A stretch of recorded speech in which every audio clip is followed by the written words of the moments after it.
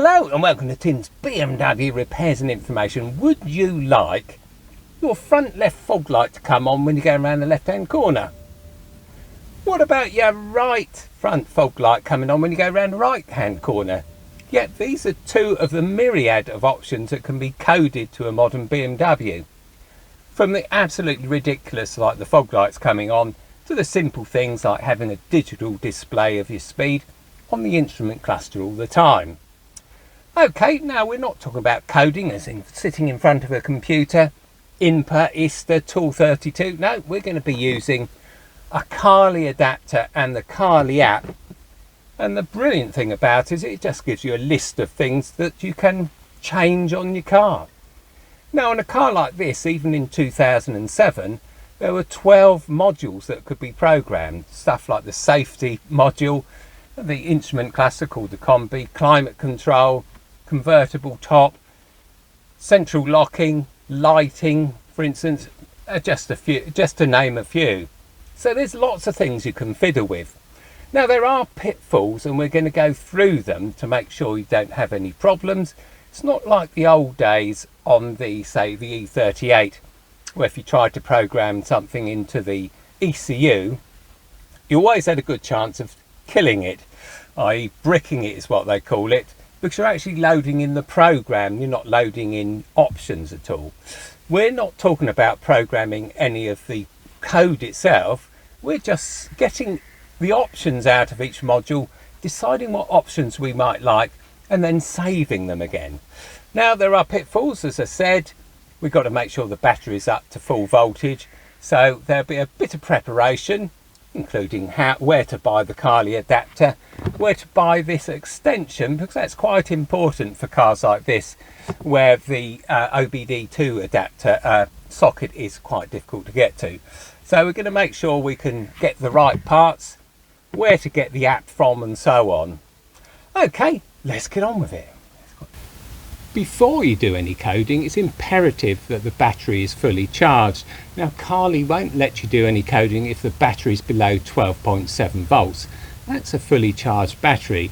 Well, I've got a CTEC MX5 permanently fitted in the back of the car, and I just run an extension lead to it every time I need it charged up. So it's been on charge over a day. My battery voltage is probably about 13.5 volts, and that's perfect for coding. So yeah, always start by having a fully charged battery. Carly won't let you do any coding unless it is. There's a couple of places you can get the Carly adapter from. You can get it from Amazon, which is where I got it. Just be careful, they bung up, even if you put Carly in the search bar, they put all sorts of other stuff up here that really isn't suitable. But the one you're after says Carly on it. Now there's a few sort of look-alike ones as well that pretend to be Carly. Here's one for instance, and that's 10 quid. Yeah, not going to get much for that, I'm afraid. So yeah, go for the genuine Carly one on Amazon.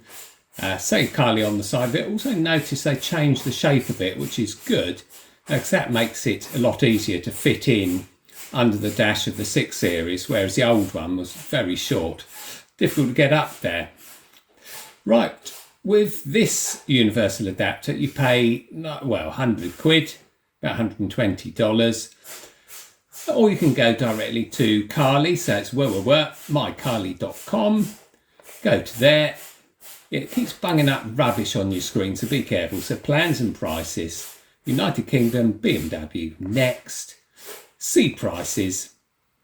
And you have a basic package which costs you £64.90 and you can't do much with it, or you can get the premium package which is £109.90. Now you can get what's called Smart Mechanic, but I haven't found it to be that smart. In fact, I found it a lot easier just go by the fault codes and the quick description they give you.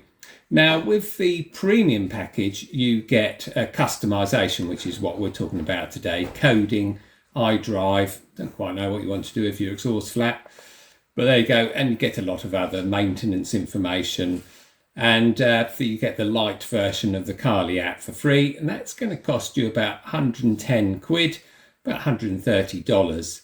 So it sounds like it's slightly cheaper from Amazon.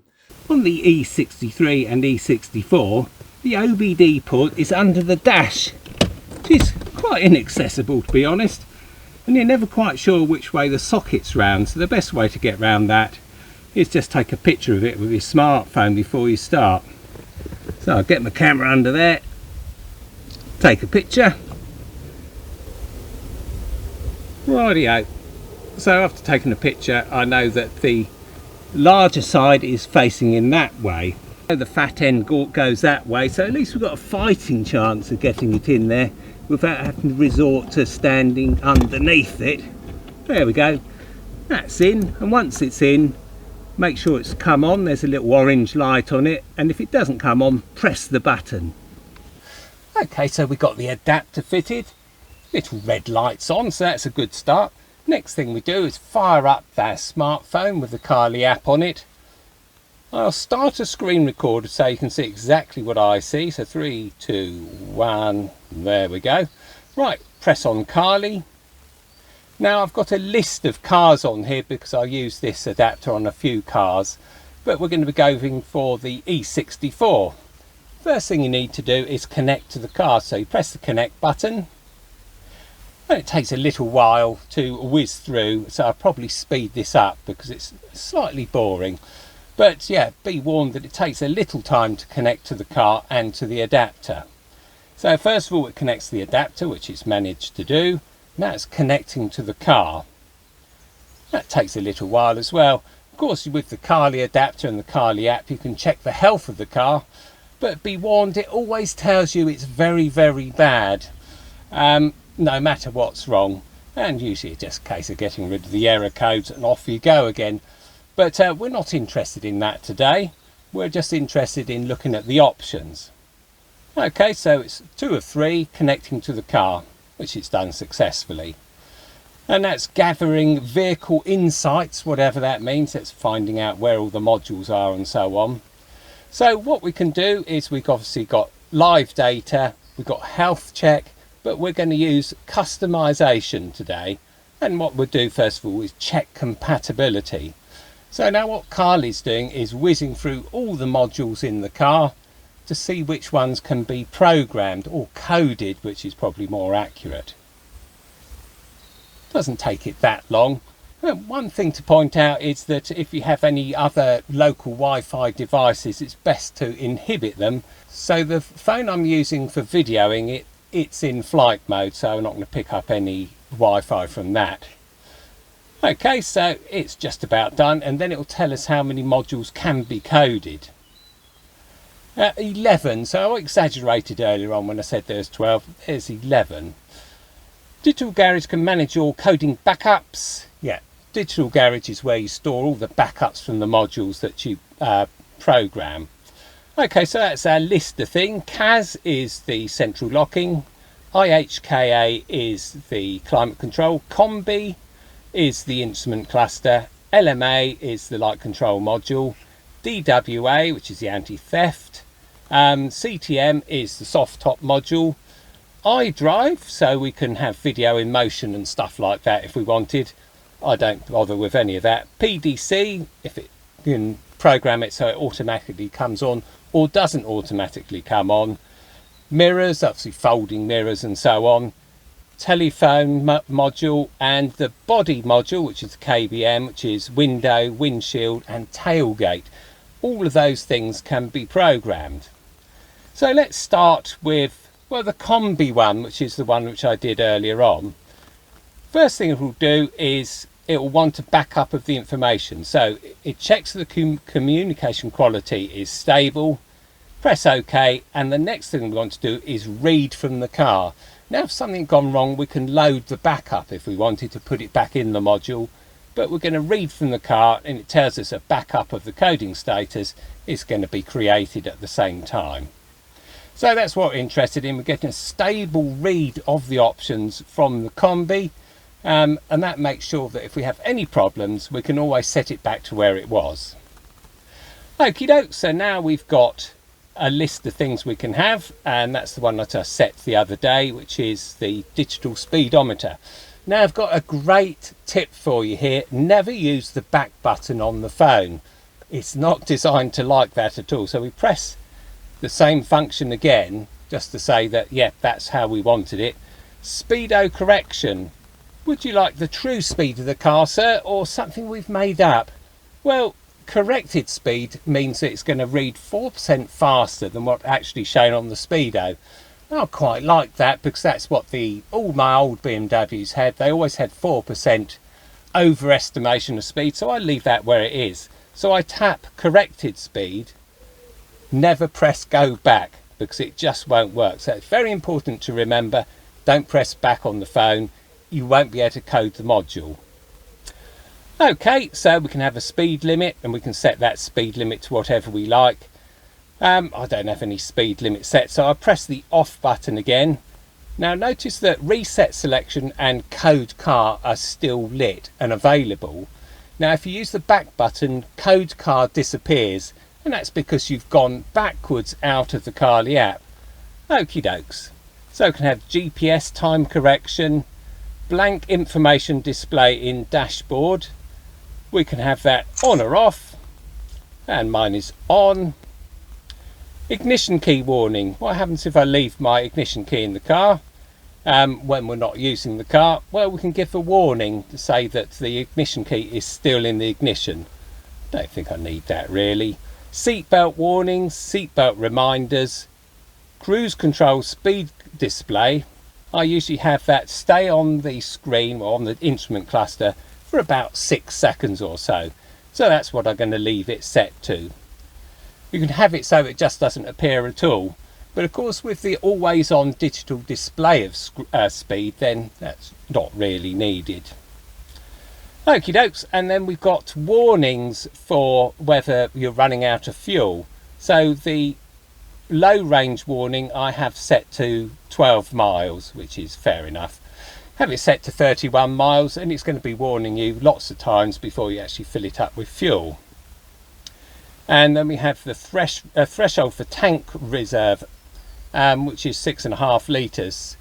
So we've got two things to set. First of all is how many miles before it tells us it's running empty, and how many litres. And I've chosen to have just 6.5 litres available.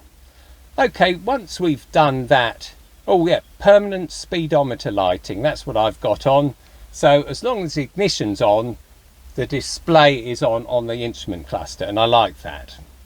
Okay, so that I've changed one or two things, and I can press code car and it will give you a warning, and the warning is that this might go wrong, in which case all your options will be lost.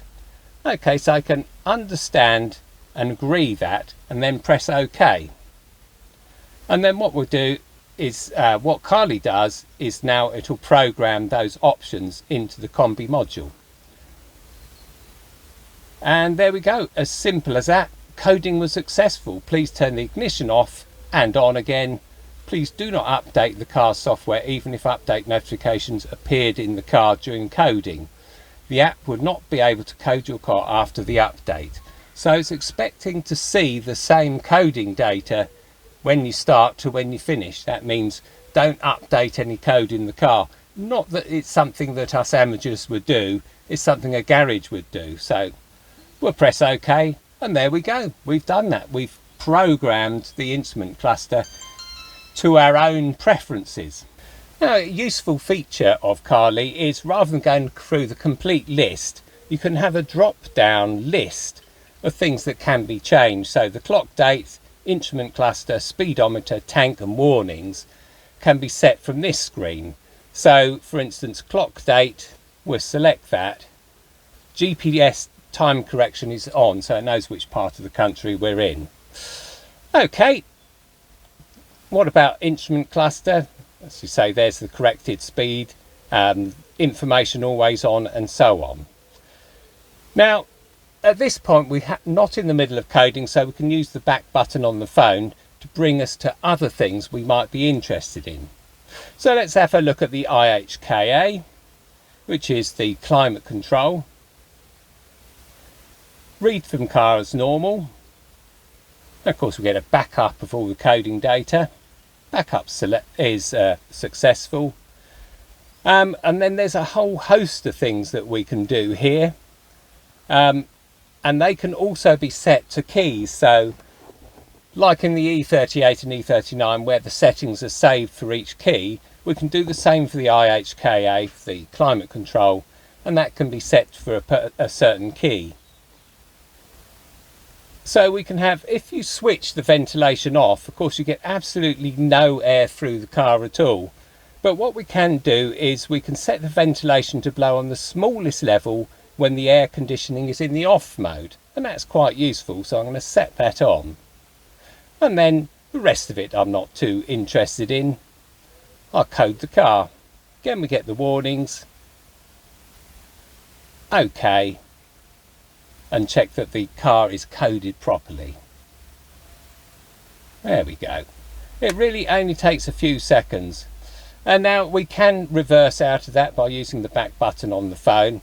And the next one's going to be the lighting control module, and I'll do a separate video on there. And the reason for that is just a humongous amount of things.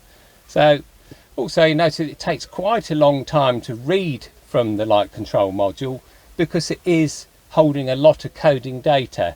So it's not like the combi, which just has a few things. Oh, worth mentioning that if you program the combi, the instrument cluster, you lose the time and date. So you have to reset it again on the iDrive. Okay, so while I've been chatting, it's been pulling up all the options from the module. That's successful, and then we're going to use the drop down list to give us an idea of how many coding actions can be done.